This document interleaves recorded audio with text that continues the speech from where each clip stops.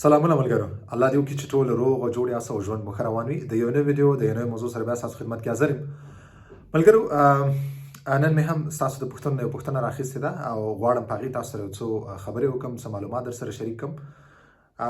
ملګرو، نن سبا مانه دغه پوښتنه ډېره زیاته کېږي چې مانې 1 ساعت انټرویو واخیسته، مانې 25 دقیقې انټرویو واخیسته، مانې 2 ساعته انټرویو واخیسته، مانې 3 ساعته واخیسته، 1.5 ساعت یې واخیستله. د دې څه معنا ده، څه مطلب دی، ولې دومره کم وخت یا ولې دومره زیات وخت واخیسته؟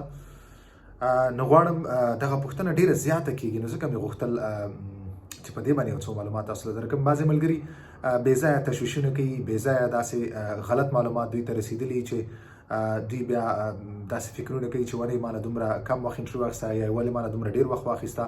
نو زه دغه ملګرو دپاره چې دغه تشویش، بې ځایه تشویش د دوی زړونه لرې شي، نو ځکه غواړم په دې باندې یو ویډیو جوړه کړم او تاسو ته یو څو خبرې وکړم. ګورئ ملګرو، دا د اوپرا کار دی. اوپرا په خپل کار باندې بهتره پوهیږي. دا د هغو فیصله ده چې تاسو نه څومره پوښتنې وکړي، تاسو نه څو منټه سوالونه وکړي، تاسو څو دقیقې هلته کښېنئ. دا مکمل ډول باندې د هغو پورې دا تړاو لري. بلکې اوپرا چې کوم د هغه مخکې نه مخکې کوم سوالونه تیار کړي یا ماده کړي، هغه پوښتنې تاسو نه کوي. هغو ستاسو کیس چې کوم دی، هغه ستاسو قصه چې کوم تاسو ورلېږلې، هغې نه مخکې هغه مطالعه کړي، هغه پوره امادګۍ سره راځي. نو هغه خپله بهتره اوپرا پوهیږي چې تاسو نه څو دقیقې انټرویو واخلي. اوس پوښتنه دلته دا ده، اکثره ملګري دا پوښتنه کوي چې یعنې 1 ساعت یې واخیسته، دې څه معنا دی، 2 ساعت یې څه واخیسته، ډېره واخیسته، ښه ده، که دا منفي دی، که دا پلانکې دی. نو دا هېڅوک هم نه پوهېږي چې تا نه کله 1 ساعت انټرویو واخیستل او مثبت جواب راځي که منفي. دا فیصله مکمل ډول د اوپرا کار دی او دا د اوپرا اختیار دی چې هغه تعالی مثبت فیصله راولېږي که یا منفي راولېږي. خبره دلته دا ده چې تاسو دا فکر مه کوئ چې ما نه ډېر وخت واخیستو، نو دا تاسو بیا ورته فکر کوئ چې والا ماته منفي راځي. یا یو کس دی هغه نه کم وخت انټرویو واخیسته، هغه به دا فکر کوي چې والا ما به رد کوي، یا دا منفي ده یا دا مثبت دی. نو دا منفي یا مثبت تاسو د وخت پورې بالکل مه تړئ. دا دې پورې مه تړئ چې چا نه 1 ساعت واخیسته هغه صحیح انټرویو ده، که چا نه 2 ساعته واخیسته هغه ته به مثبت جواب راځي، که چا نه 3 ساعته واخیسته هغه له منفي راځي.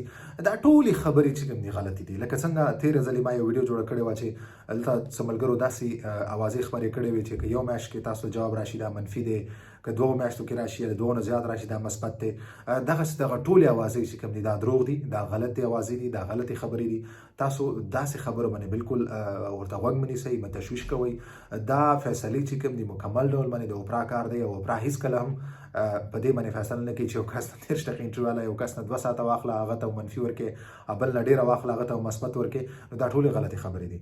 اوپرا خپله فیصله خپله کوي او هغو خپل څه حدود لري، په هغو حدودو باندې هغه فیصلې کوي. هغه ستاسو ټول معلومات لري، معلومات اخلي او هغې نه بعد هغه فیصله کوي. تاسو اورئ، تاسو پوښتنو څنګه جوابونه ورکوئ، هغه تاسو نه ټول معلومات جمع کوي او بیا فیصله کوي. نو دا د هغوی په خوښه ده چې تا نه 1 ساعت انټرویو واخلي یا تا نه 2 ساعته والي یا تا 3 ساعته کښېنئ. دا د مکمل ډول باندې د هغوی خوښه ده چې تاسو نه په کوم اړخ کې پوښتنې وکړي. نو تاسو دې ته تشویش مه کوئ. نقطه دا ده چې زما مطلب د دې ویډیو دا دی چې تاسو دا خبر در ورسوم، که تاسو نه هر څومره وخت انټرویو واخلي، تاسو دې تشویش مه کوئ چې دا منفي شو یا مثبت شو. داسې مفروضې د ځان نه مه جوړوئ چې دا اوس ما نه دومره وخت انټرویو واخیسته دا مثبت دی یا دومره منفي دی. تاسو ځان له تشویشونه مه جوړوئ. دا مکمل د هغوی اختیار دی او د هغوی فیصله ده. او دا بالکل دا فیصله هغوی په دې باندې نه کوي چې ورګه د نه موږ 30 دقیقې انټرویو واخیستله یا د نه 1 ساعت واخیسته یا د نه 2 ساعته واخیسته نو دله به داسې جواب لیکو. نه، دا ټولې خبرې غلطې دي. فیصله د هغو اختیار دی، دا د اوپرا خوښه ده، هغه بهتره پوهېږي چې څنګه فیصله وکړي. نو وخت پورې تاسو داسې خبرې مه تړئ، ځان ته بې ځایه تشویشونه مه جوړوئ. دغسې خبرې چې کوم دي دا ټولې غلطې خبرې دي. دغسې اوازې چې هر چا خپرې کړي دا غلطې دي. نو تاسو په دې باندې بې ځایه تشویش مه کوئ. خاص کر دغه نوي ملګري چې راغلي هغو ته دومره معلومات نه وي، نو هغه داسې اوازو ته ډېر غوږ نیسي، هغه ورته بیا ډېر تشویشونه کوي.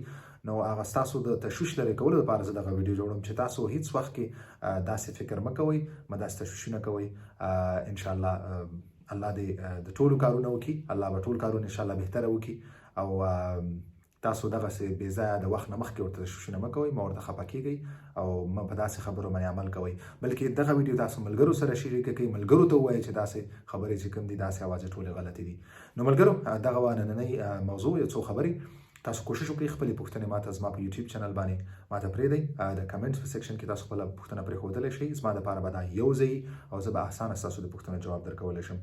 بل اکثرا ملګري دا ګیله کوي چې تا زما د کمنټ جواب رانه کړو په فیسبوک باندې یا په ټیک ټاک باندې یا بل ځای کې نو زما ټول ملګرو نه دا غوښتنه چې تاسو خپلې پوښتنې دلته په یوټیوب سیکشن کې ماته په یوټیوب چینل باندې پرېږدئ نو زه به تاسو پوښتنې راخلم او هغې باندې تاسو ویډیو جوړم که چیرې هلته تاسو ته په لیکلو جواب نه درکوم دې مطلب دا دی چې هغه ستاسو پوښتنه باندې زه ویډیو جوړم په راتلونکي وخت کې نو تاسو تشویش مه کوئ انشاءالله زه به ستاسو د پوښتنو خامخا جواب درکوم د بلې ویډیو پورې په لاس سپارم په مخامخ